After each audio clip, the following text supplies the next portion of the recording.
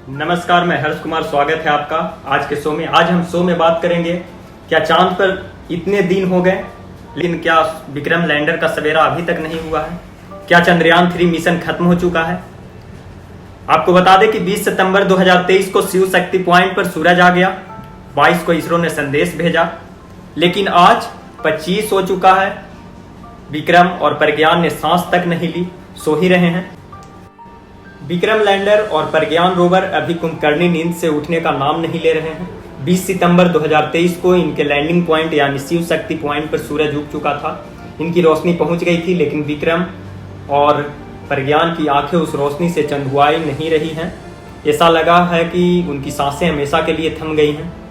22 सितंबर 2023 से लगातार इसरो की टीम विक्रम लैंडर को संदेश भेज रही है। अगले कुछ दिनों तक और संदेश भेजते रहेंगे, जब तक फिर से वहां सूरज अस्त नहीं होता, रात फिर से नहीं आती। लेकिन अब ऐसा लग रहा है कि चंद्रयान 3 मिशन का सफलतापूर्वक अंत हो चुका है। भारत ने दुनिया को जो दिखाना था वो दिखा दिया। इसरो ने सफलतापूर्वक विक्रम की लैंडिंग करवाई। प्रज्ञान रोवर को 105 मीटर तक चलाया।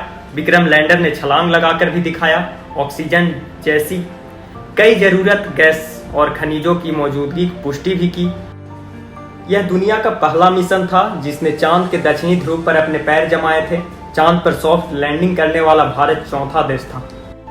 आपको एक बात बताते चले कि उम्मीद रखिए, लेकिन अब मुश्किल ही है विक्रम का जागना।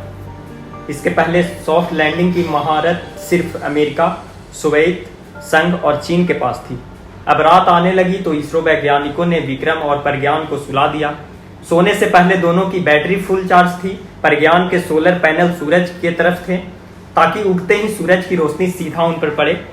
उम्मीद थी कि रोशनी मिलने पर वो फिर से एक्टिव होंगे। अब हम आपको बताते हैं कि क्या मिशन लाइफ पूरी जी चुके हैं विक्रम लैंडर और प्रज्ञान रोवर।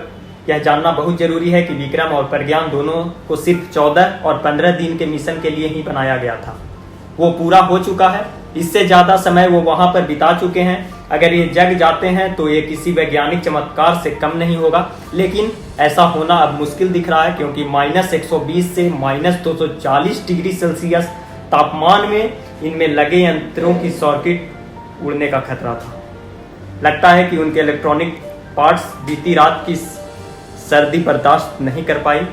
सर्दी बर्दाश्त करने वाले हीटर या तंत्र लगाए जो प्रोजेक्ट की कीमत बढ़ जाती। लगता है कि उनके इलेक्ट्रॉनिक पार्ट्स बीती रात की सर्दी बर्दाश्त नहीं कर पाए। सर्दी बर्दाश्त करने वाले हीटर या तंत्र लगाते तो प्रोजेक्ट की कीमत और बढ़ जाती। विक्रम लैंडर को जब सुलाया गया था तब उसकी एक सर्किट को जगाते रहने का निर्देश दिया गया था, ताकि वो इसरो का 22 सितंबर को भेजे जाने वाला मैसेज रिसीव कर ले। इसरो लगातार संपर्क कर रहा है, लेकिन विक्रम रिएक्ट नहीं कर रहा है। ISRO chief doctor S Somnath ने कहा है कि हमें परेशान होने की जरूरत नहीं है। उन्होंने कहा कि विक्रम और प्रज्ञान में ऐसी तकनीक भेजी कि जैसे ही वो पूरी तरह से सूरज की रोशनी से ऊर्जा हासिल कर लेंगे, वो खुद ब खुद जग जाएंगे, यानी ऑटोमेटिकली एक्टिव हो जाएंगे। हमें बस उन पर नजर रखनी है। अगली बार अंधेरा होने से पहले शिव शक्ति पॉइंट से अच्छी खबर मिल सकती है। 22 सितंबर 2023 की अलसुबह यूरोपियन स्पेन एजेंसी ने विक्रम को लगातार संदेश भेजा था, लेकिन लैंडर से कमजोर रिस्पांस मिल रहा था। यानी उसके पास से जिस तरह की ताकतवर रेडियो फ्रीक्वेंसी आनी चाहिए वो नहीं आ रही थी।